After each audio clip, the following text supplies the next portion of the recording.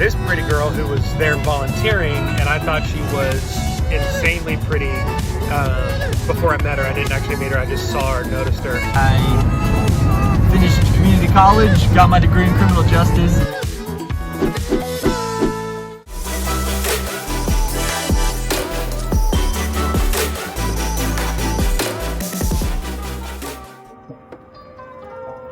Look who it is.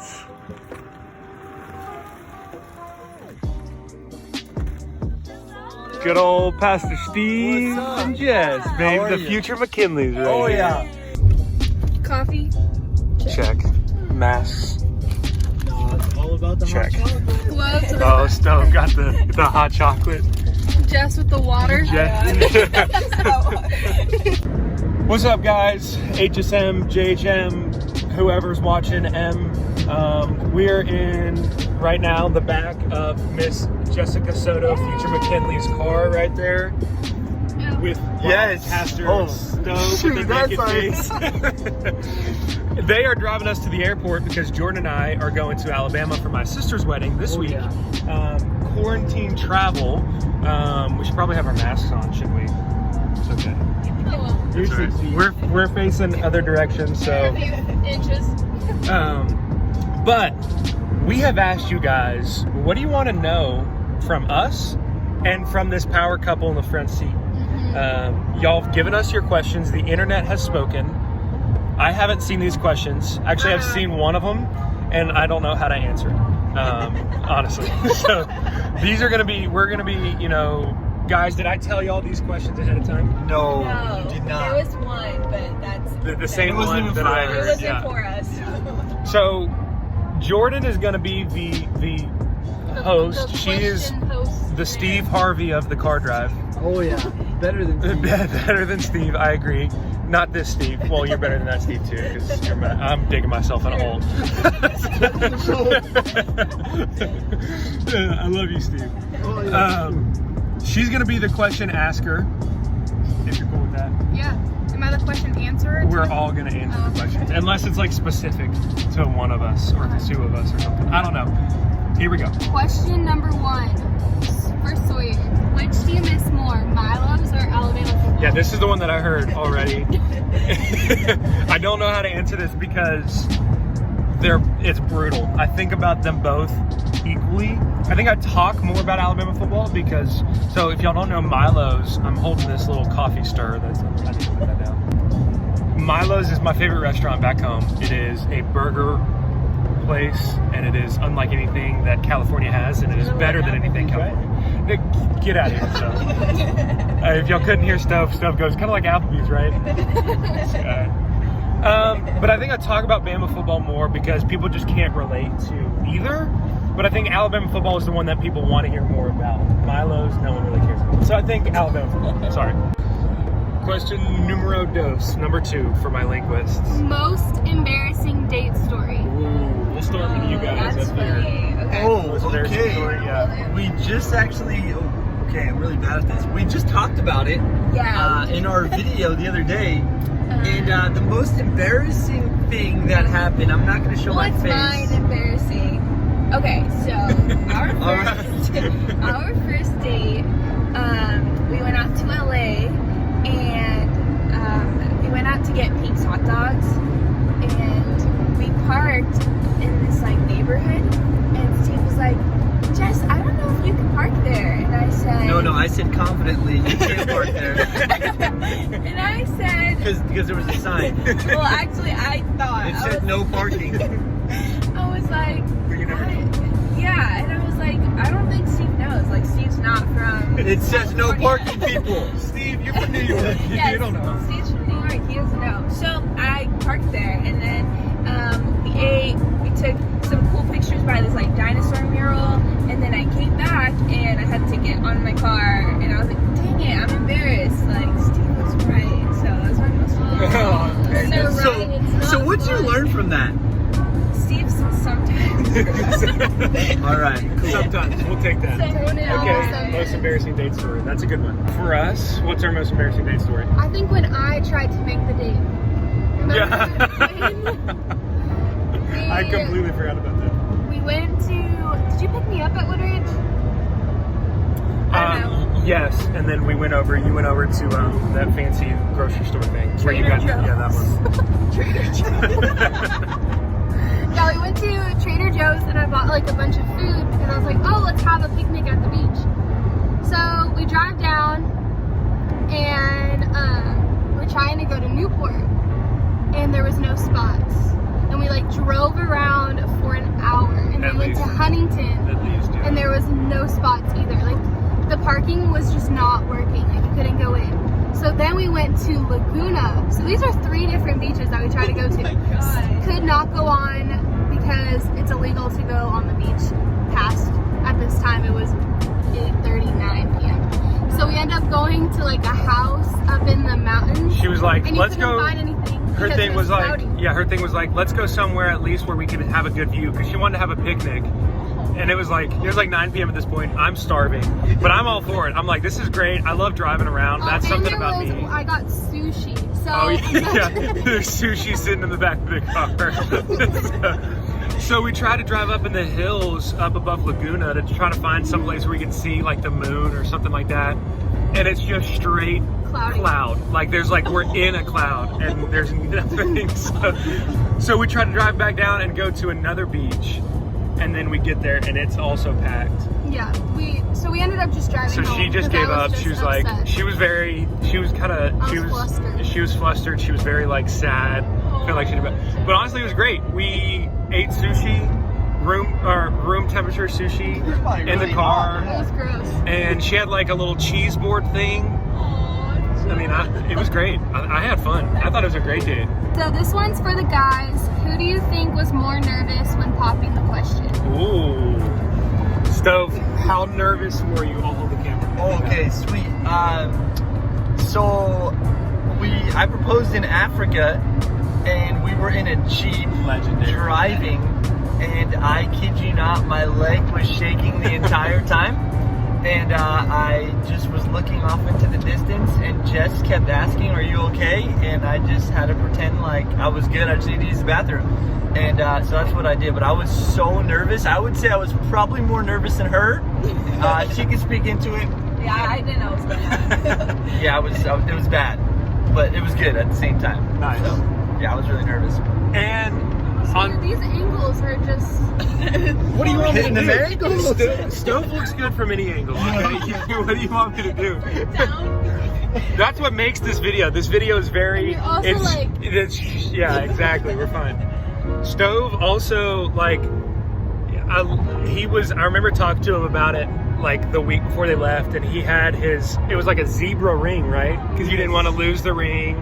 And there was that trip, there was a couple like incidents that like Stove was like, I don't know if I should pros anymore, like whatever. And then, but he was like, no, I can't not do it. So he was pumped.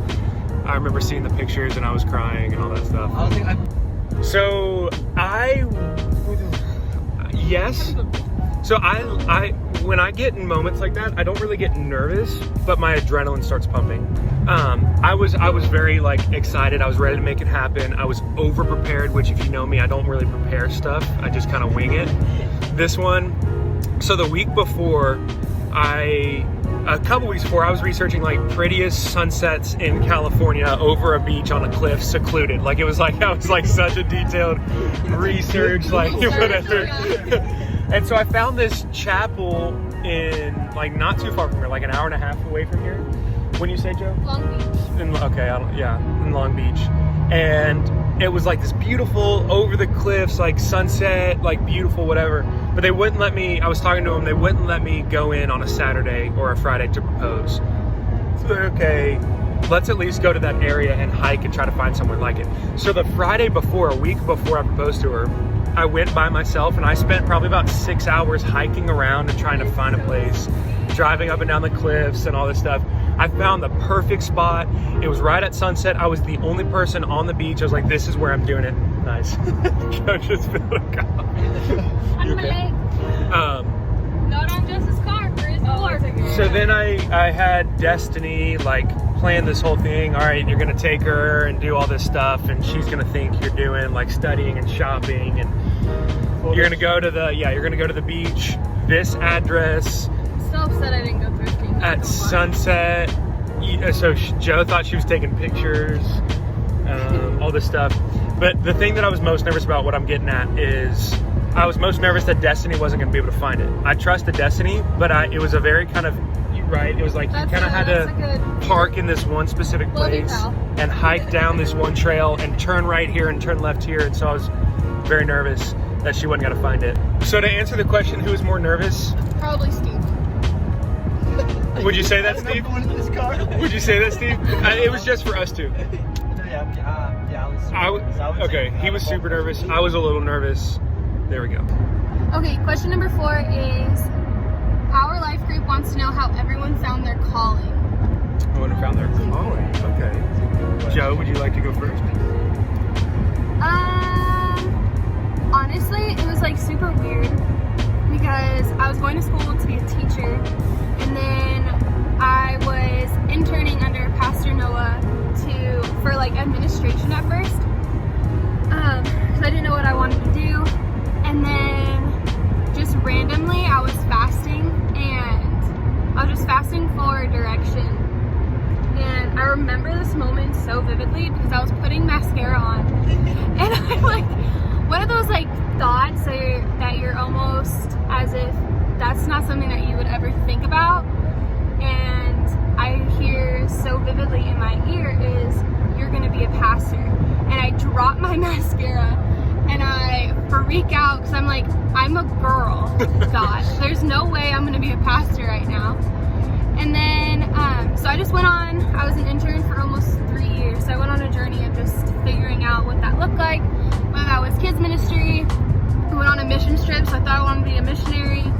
I loved HSM and JHM, so I was like, oh, I'll do that. And then just randomly I fell in love with women's ministry, and now I work at a pregnancy clinic and help women every day, so that's really cool. Whoa. For me, short version, in college, God used the church to make a huge impact on my life. So I wanted to go into ministry and work at a church, but I did not want to. I said 2 things out loud. I will never do youth ministry because I just didn't want to for some reason, and I will never move to California. And here I am in California doing youth ministry, and I absolutely love it. So the Lord really changed my heart because He gave me leadership opportunity in our high school ministry at the church that I came from, and I fell in love with it. And I was like, yep, this is what I want to do. And then I found Crossroads, and now here I am, loving it every day. So for me, I felt the call into ministry early on, and so in order to follow that call, I went to community college to pursue a degree in criminal justice. And needless to say, I was doing that, and I was kind of miserable doing that, knowing all along that I was called into ministry. And one night, I was hanging out at church, and one of the pastors said, hey, God spoke to you. And I was like, what? God didn't speak to me. Meanwhile, He really did. And God told me, He put ministry on my heart. And so when the pastor came over and told me that God spoke to me, I was like, I can't hide this anymore. And so, needless to say, long-winded answer, I finished community college, got my degree in criminal justice, then started looking at Bible colleges, came out here, went to college, and then graduated with the Bible degree, and now I'm here on staff at Crossroads. So that's Killing it. pretty much how it happened.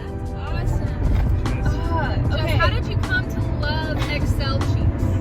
Tell us. Dude, so, okay, it's kind of interesting. I feel like I'm like a jack of some trades. I feel Jack like of all trades, master of all. Like, I literally I like a lot of different stuff. So, like, I love, like, math, but then I also love music. So it's like, it's this really weird dichotomy. But I remember when I was 15, I was in the main service, and I was worshiping, and I don't know how it happened exactly, but I kind of felt like God was, like, telling me, and, like, hey, I want you to lead my people into worship. And, like, I never had felt like that before. It's so hard to explain.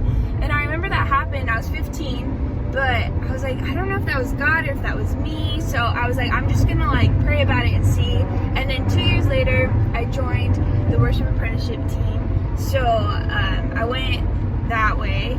And then I'm starting to like lead people into worship about like my senior year in high school, and then up until now, and I am 24. So it's been it's been like 5 years. It's crazy.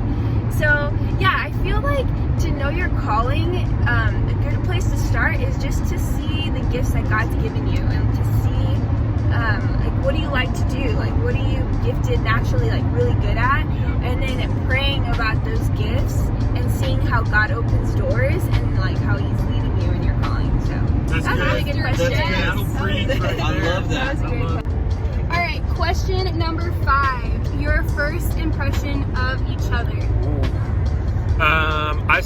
I met all 3 of these people the same night. I think because I remember I came in on a Tuesday for my interview, where I met Steve at the church. Noah picked me up from the airport. He took me to the church. It was the night of JHM because JHM was on Tuesdays back then. So I met Steve right then. That night I met Jess as his then girlfriend. And then also that night I met this pretty girl who was there volunteering, and I thought she was insanely pretty. Before I met her, I didn't actually meet her. I just saw her, noticed her. And then I talked to her, and we talked about LA and Step Brothers. That was your first conversation. which we do not condone that movie, but we did have a conversation about it because I do think it's hilarious. So yeah. Joe, first impression, you already know. You already know. No, I literally thought the Sawyer was the cutest guy I've ever seen in my whole entire life. It was just look at him. Honestly, that's and she liked my accent. Yeah.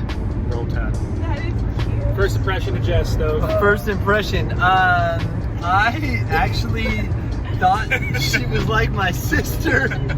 I know it's weird. If I didn't say it, she would have said it. And so she had dark hair like my sister, and she was always at my house. And so I was like, who is this girl? And not really always at my house, but she was there. She was friends with my sister. I was there often. And, and so I thought she was cool. And then over time, we started to like each other. Yeah. First impression of Steve. He dressed so weird. Like, guys, it was awesome fashion. Let me tell you. like he used to wear like Abercrombie and Fitch, but the shirt would say Abercrombie and Fitch. Wait, how do you say it? Abercrombie? Sorry, whatever it's called. It's so in style. She doesn't know how to say it. I don't know, but I was like, what the? And like he wouldn't wear skinny jeans, so I was like, I'm really confused right now. What's like going on here? And yeah, I don't know. I thought Steve was cool, but then I was like, there's something about him I just don't like. So she didn't like how I dressed. I don't know. How I did my hair. He ended up being How okay. cool He was a good guy. All right, question number 6 is, how did you know he or she was the one? Whoa. That's such a cute one. The thing is, though, is that's if you believe in the one, and I don't think I do, but that's okay. Wow. We're going to have a conversation about that later. No, I'm just kidding. I actually know exactly what you mean. I do believe that the Lord has one person that He's set aside for you. So in that aspect, I believe in the one. I believe that we have free will to choose people, but I do believe that God prepares someone for us, and Joe is that girl, because I've been praying for that one person for a long time, and that's her. So I do believe in the one. Anyway, I'm done preaching. Okay. Like I said, I'd been praying for my future wife for a long, long time, and I came here trying not to date very quickly because I just wanted to do a good job and all that stuff. Makes a lot of sense. Yeah, but she was extremely fun to talk to and really quickly became one of my very best friends, and I was like, you know what, I'm gonna date this girl. I think it's the girl I want to marry, but we'll find out. And then through dating her, guys, dating is a very important process, and it's okay to date someone and then realize they're not the one to marry and break up with them. Like, I feel like people go into a relationship like, I have to marry this person. No, dating is to find the person to marry. And so through dating her, I realized this is the girl that I want to spend the rest of my life with. So with Sawyer, we had started our like 40-day fast really, really soon after I met you, sort of. After I moved here. After you moved here, yeah.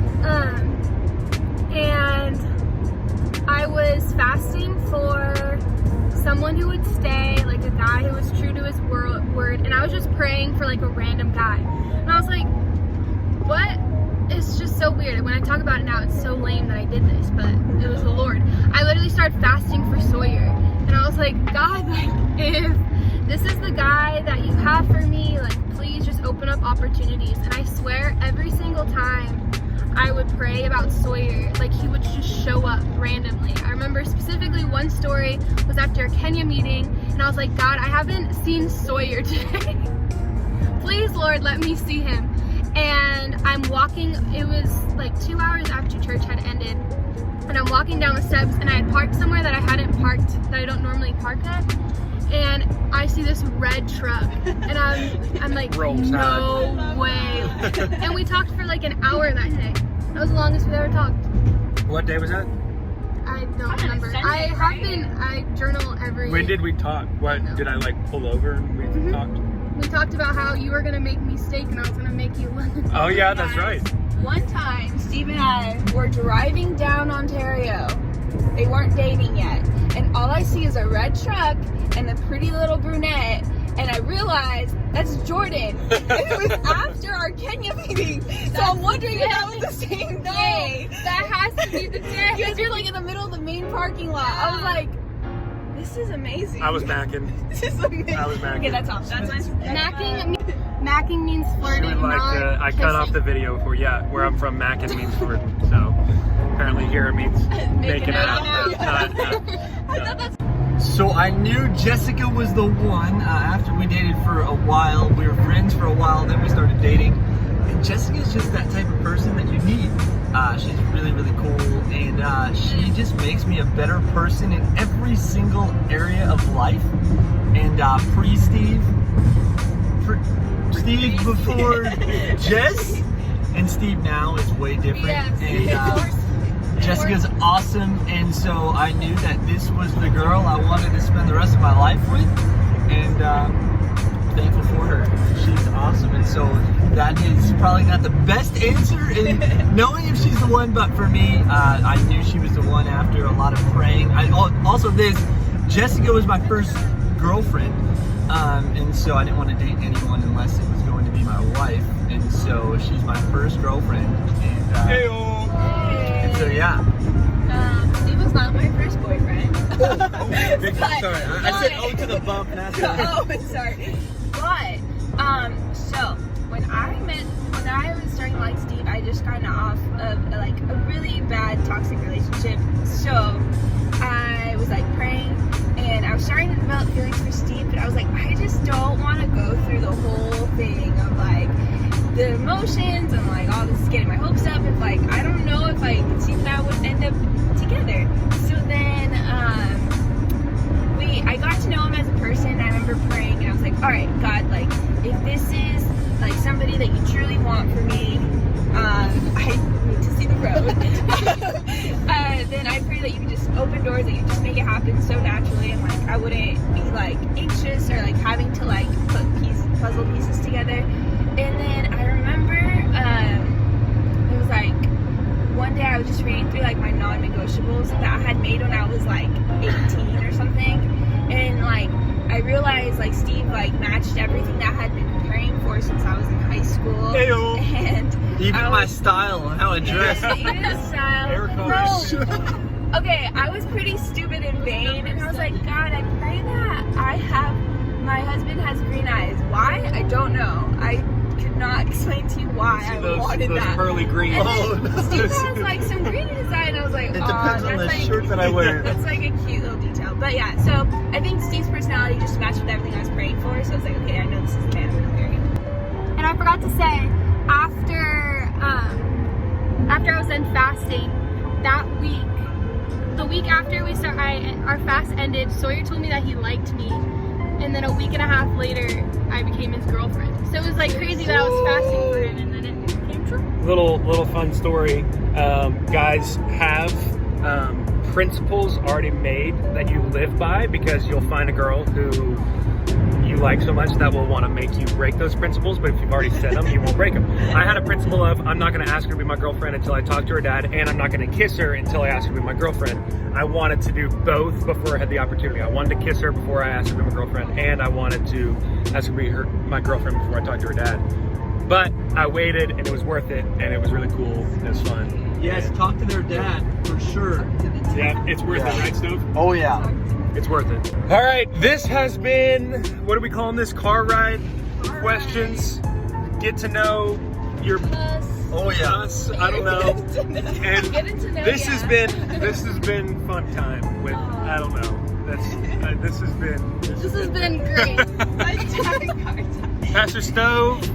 What do you have to say to the people? Hey, it was fun getting to hang out with you guys. Sorry for those terrible angles. and, but it has been a good morning. Good morning. And so it has been fun. Thank you for listening to our lives and seeing our incredible angles. Thank you guys. We love you guys. Bye, guys. See you later.